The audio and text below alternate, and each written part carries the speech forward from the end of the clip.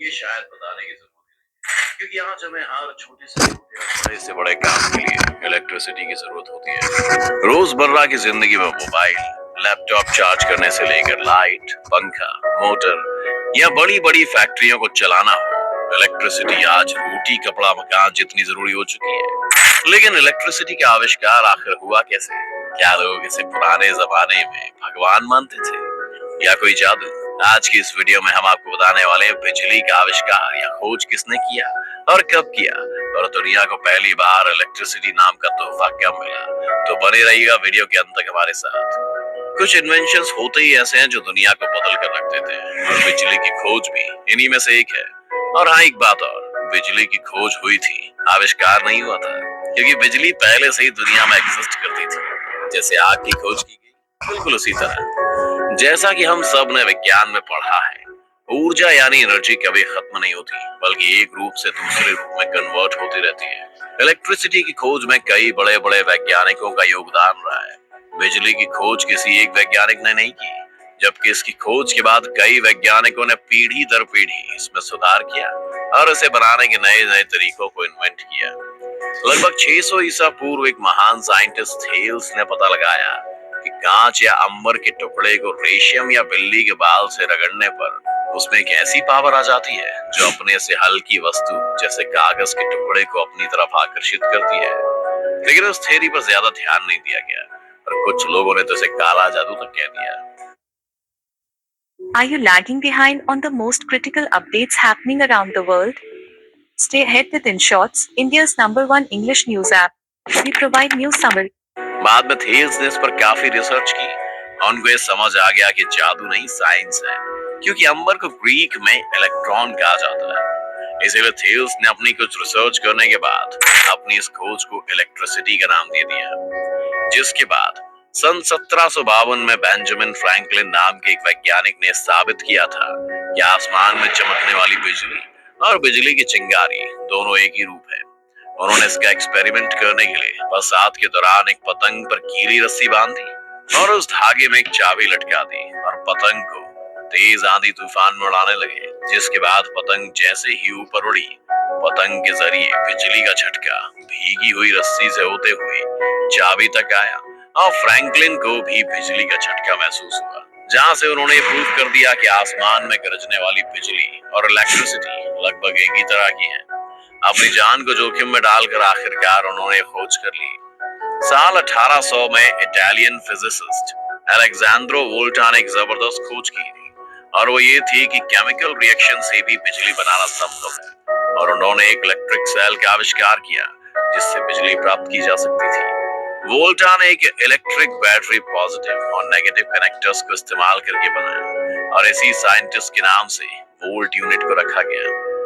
DC के आविष्कार के बाद सन 1831 में माइकल फैराडे ने बिजली की खोज में सबसे क्रांतिकारी काम किया। उन्होंने बताया कि अगर तांबे की कॉइल या कुंडली में एक चुंबक को आगे पीछे घुमाया जाए तो इससे बिजली पैदा की जा सकती है। इस प्रयोग का इस्तेमाल करते हुए 1878 में अमेरिका के वैज्ञानिक थॉमस एडिसन और ब्रिटिश के वैज्ञानिक जोसेफ स्वान ने फिलामेंट लाइट बल्ब का आविष्कार अपने अपने देशों में किया। आज भी बल्ब का आविष्कारक थॉमस एडिसन को ही माना जाता है, जबकि स्वान ने भी इसका आविष्कार किया था। लेकिन अभी भी डीसी करंट का इस्तेमाल किया जा रहा था, और चूंकि वोल्टा की ये बैटरीज डीसी करंट जनरेट करती थी, यानी डायरेक्ट करंट, जिसमें खतरा बहुत ज्यादा था। साथ ही साथ इसमें सबसे बड़ी कमी ये थी कि डीसी करंट को 2 से 3 किलोमीटर के एरिया में ही ट्रांसमिट किया जा सकता है। इसी वजह से जहां भी बिजली पहुंचानी होती थी, उसके हर 3 किलोमीटर के एरिया में प्रोडक्शन हाउस बनवाना पड़ता था। क्योंकि एडिसन की कंपनी में एक और महान वैज्ञानिक काम करते थे जिनका नाम था निकोला टेस्ला, और टेस्ला को डीसी करंट की सारी कमियों के बारे में पता था, और वो एसी करंट के ऊपर काम कर रहे थे। एसी मतलब ऑल्टरनेटिंग करंट।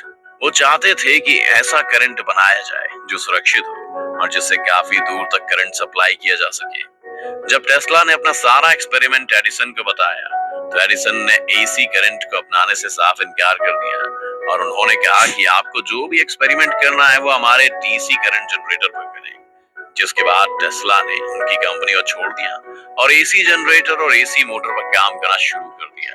आखिरकार 1887 में फाइनली निकोला टेस्ला ने एसी करंट का आविष्कार कर डाला और ये एक ऐसा करंट था जिसे कोसों दूर तक बिना किसी परेशानी और डर के ले जाया जा सकता था। इस तरह से बिजली की खोज और उसे बनाने के तरीकों में कई सारे वैज्ञानिक और भौतिकवादियों का योगदान रहा है और उन्हीं की बदौलत आज हमें इतनी आसानी से बिजली का इस्तेमाल करने को मिल रहा है और हमारी जिंदगी इतनी बेहतर और आसान हो गई है। भारत में बिजली का आविष्कार कब हुआ? अब अगर बात की जाए भारत में बिजली सबसे पहले कहाँ आई या भारत में बिजली का आविष्कार किसने किया, आइए जानते हैं। भारत में सबसे पहले बिजली 1879 में कोलकाता शहर में आई थी और भारत में सबसे पहली बिजली बनाने वाली फैक्ट्री भी सन 1899 में कोलकाता में ही लगाई गई थी। उसके बाद सन 1905 में दिल्ली में डीजल से बिजली का उत्पादन शुरू किया गया। उसके पश्चात धीरे धीरे दूसरे शहरों में भी बिजली का उत्पादन होने लगा। इस तरह से भारत में बिजली का आगमन हुआ। अब हमने ये तो देख लिया कि बिजली की खोज कैसे हुई। आइए जानते हैं आज हम बिजली कैसे पैदा करते हैं, यानी बिजली का उत्पादन कैसे होता है। दो तरह से बिजली का उत्पादन किया जाता है, पहला है प्राइमरी सोर्स और दूसरा है सेकेंडरी सोर्सेस। आइए जानते हैं कि ये क्या होते हैं। प्राइमरी सोर्सेस ऐसे सोर्सेस जिन्हें नेचर से हासिल किया जाता है उन्हें प्राइमरी सोर्सेस कहते हैं, जैसे सूर्य की गर्मी, हवा और ज्वार भाटा यानी समुद्र की लहरें। ये ऊर्जा के प्राइमरी साधन हैं, लेकिन इन साधनों से लगातार इलेक्ट्रिसिटी प्रोड्यूस करना मुश्किल होता है। इसीलिए इन सोर्सेस का इस्तेमाल सीमित रूप से किया जाता है, जबकि भारत में इन्हें बड़े लेवल पर इस्तेमाल करने के लिए रिसर्च हो रहे हैं। सेकेंडरी सोर्सेस पानी, कोयला, तेल और गैस ऊर्जा के सेकेंडरी सोर्सेज होते हैं। इन सेकेंडरी सोर्सेज का इस्तेमाल करके ही लगभग सारी इलेक्ट्रिसिटी का उत्पादन किया जाता है। भारत में इन साधनों का बड़े स्तर पर इस्तेमाल किया जाता है। इन सोर्सेज से इलेक्ट्रिसिटी प्रोडक्शन को अलग अलग टाइप की कैटेगरीज में बांटा गया है। Hydro electric power plant, thermal electric power plant, diesel power plant, nuclear power. तो दोस्तों ये थी जानकारी कि बिजली किन किन रिसोर्सेज की मदद से बनाई जाती है। अब आइए जानते हैं इलेक्ट्रिसिटी से जुड़े कुछ इंटरेस्टिंग फैक्ट्स। क्या आप जानते हैं कि आसमान से गिरने वाली बिजली 10 करोड़ वोल्ट्स की होती है?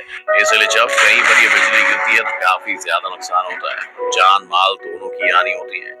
जबकि हमारे घरों में आने वाली बिजली केवल 220 वोल्ट की होती है। भारत में हर साल बिजली गिरने से लगभग 2500 से 3000 लोगों की मौत हो जाती है। एक सर्वे के हिसाब से बिजली गिरने से मरने वालों में 80% पुरुष जबकि सिर्फ 20% महिलाएं हैं। इलेक्ट्रिसिटी एनर्जी का ही एक रूप है, इसीलिए इसे आविष्कार नहीं एक खोज माना जाता है। बिजली की शुरुआत 18वीं या 19वीं सदी में नहीं, बल्कि इसका ताल्लुक कई साल पुराना है। 1930 में हुई आर्कियोलॉजिकल खोज में जो चीजें निकल कर आई हैं, उसे जानने के बाद आप हैरान हो जाएंगे।